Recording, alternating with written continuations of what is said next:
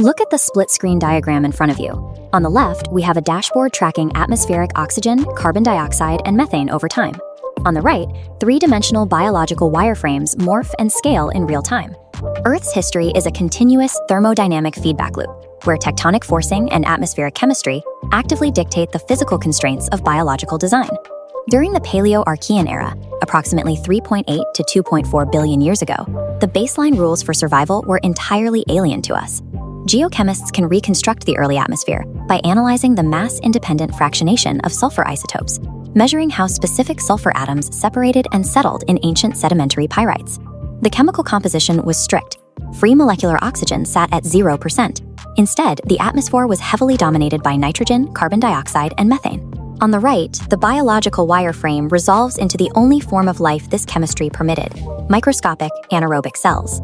The metabolic processes of these early sulfate-reducing bacteria and methanogenic archaea yielded incredible volumes of biogenic hydrogen sulfide and volatile organic compounds.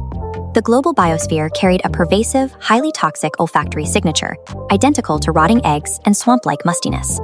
Transitioning away from this toxic baseline required massive chemical forcing. Approximately 2.4 billion years ago, the proliferation of oxygenic cyanobacteria drove the Great Oxidation Event, flooding the hydrosphere with molecular oxygen and systematically scrubbing out the volatile sulfur compounds. Extreme anomalies in Earth's chemical cycles act as evolutionary catalysts. They either aggressively override standard physiological limits, or they dictate the strict engineering parameters of an entire ecological system. The Cryogenian period represents a profound mechanical failure of Earth's planetary thermostat, driven entirely by extreme tectonic shifts. This top-down paleolatitude map shows the supercontinent Rodinia. The initial trigger for the collapse occurred when Rodinia broke apart, and its massive land fragments migrated directly toward the Paleotropics. Adding the chemical equation for silicate weathering to the map reveals the consequence. Exposing vast expanses of weathered basalt to a humid tropical climate maximized the rate of weathering. This created an aggressive chemical sink that continuously pulled carbon dioxide out of the atmosphere. As this carbon dioxide drawdown systematically lowered global temperatures, polar sea ice began advancing directly toward the equator. This exponential curve identifies the critical physical threshold. The moment sea ice breached the 30-degree paleolatitude mark, planetary albedo, the amount of solar radiation reflected back into space, spiked uncontrollably. The planet entered the snowball Earth state. Glacial ice sheets up to a kilometer thick advanced rapidly, completely sealing the global oceans beneath an impenetrable frozen layer. This solid freeze brought the global hydrological cycle to a dead stop. Without continental rainfall, silicate weathering halted entirely. Because the weathering sink was shut off, the continuous volcanic emissions of carbon dioxide from deep within the Earth could no longer be sequestered. Trapped in the atmosphere, this unsequestered carbon dioxide accumulated continuously over tens of millions of years, eventually reaching an estimated 350 times modern concentrations. The planet was locked in a perfect albedo feedback loop. Achieving an extreme, mathematically anomalous ultra-greenhouse state was the only physical mechanism capable of breaking the ice and initiating a thaw. Fast forward to the late Carboniferous biosphere. Massive carbon sequestration by wood-producing plants pushed atmospheric oxygen to an anomalous 35%. This hyperoxic state resolved a fundamental biomechanical bottleneck. Terrestrial arthropods rely on a passive tracheal respiratory system. Because they do not actively breathe like vertebrates, their maximum body size is strictly capped by the distance oxygen can naturally diffuse through their internal tubes. This cross-section shows an arthropod's passive tracheal network. In a 35% oxygen environment, the partial pressure gradient becomes exceptionally steep. This physical force pushes oxygen significantly deeper and faster into large blocks of tissue. Bypassing this respiratory limit permitted terrestrial gigantism. Detritivores like Arthropleura could now grow up to 2.6 meters in length, packing on immense, heavy chitinous armor. Yet this physiological optimization stood in stark contrast to the severe structural instability of the flora around it. The giant lycopsid trees dominating these swamps were mechanically flawed.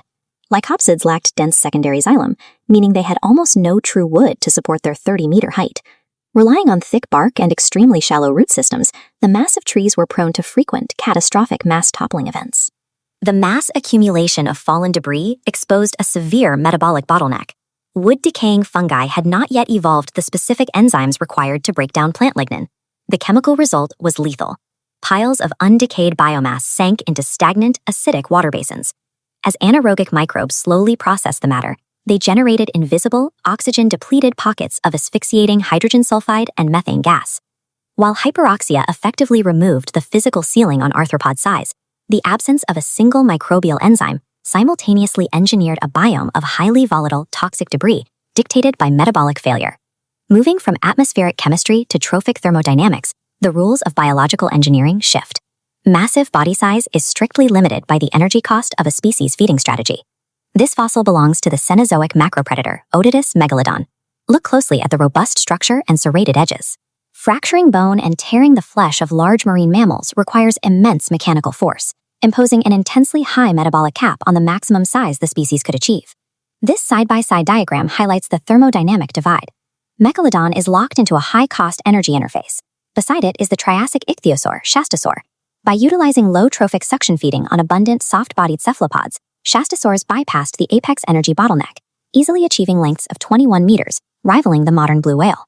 If an organism does commit to apex macropredation, it requires highly specialized mechanical adaptations to maximize force generation. The late Devonian placoderm Dunkleosteus demonstrates exactly how this physical engineering works. Look at the cranial anatomy of the Dunkleosteus skull. Instead of true teeth, its jaws are equipped with hypermineralized, self-sharpening gnathal plates that functioned as organic shears.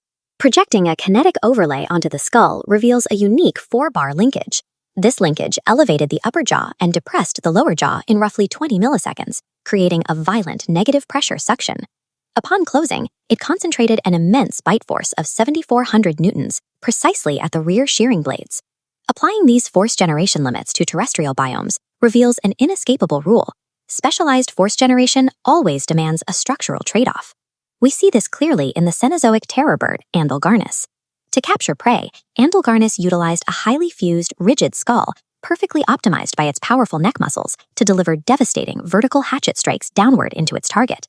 This finite element analysis heat map proves the structural vulnerability of that design. The solid structural zones along the vertical axis confirm its incredible downward striking power, but the severe failure zones appear under lateral stress. The rigid skull physically could not withstand torsion. Andalgarnus was mechanically incapable of wrestling with struggling prey without fracturing its own face. Apex predation in deep time is an extreme exercise in physical engineering. Organisms balance immense localized force generation against catastrophic structural vulnerabilities. These localized mechanical solutions are dictated by a larger system, a continuous exchange where shifting tectonic configurations and carbon cycles set the baseline for biological innovation. The early Eocene interval serves as a prime historical analog for a high-latitude hyper-greenhouse state. During this period, atmospheric carbon dioxide concentrations exceeded 1,000 parts per million. Because the isolating Antarctic circumpolar current had not yet formed, warm equatorial waters flowed directly down to the poles. This dynamic sustained highly diverse temperate rainforest ecosystems, dominated by immense Araucaria conifers, directly on the coastline of Antarctica. The ancient climate dynamics that built those forests are directly tied to the anthropogenic climate shifts occurring right now. The thick, dark horizontal band in this geological cross-section is solid coal. This is the direct, physical remnant of the highly toxic, undecayed lycopsid forests from the Carboniferous period. The rapid extraction and combustion of this ancient carbon sink is reversing hundreds of millions of years of biogeochemical sequestration, returning it to the atmosphere in a geological instant. This data graph visualizes the physical trajectory. The mass of undecayed Carboniferous carbon maps directly onto current global emission outputs. Following the curve, the artificial forcing places the modern biosphere perfectly on track to hit the 1,000 parts per million Eocene hypergreenhouse baseline.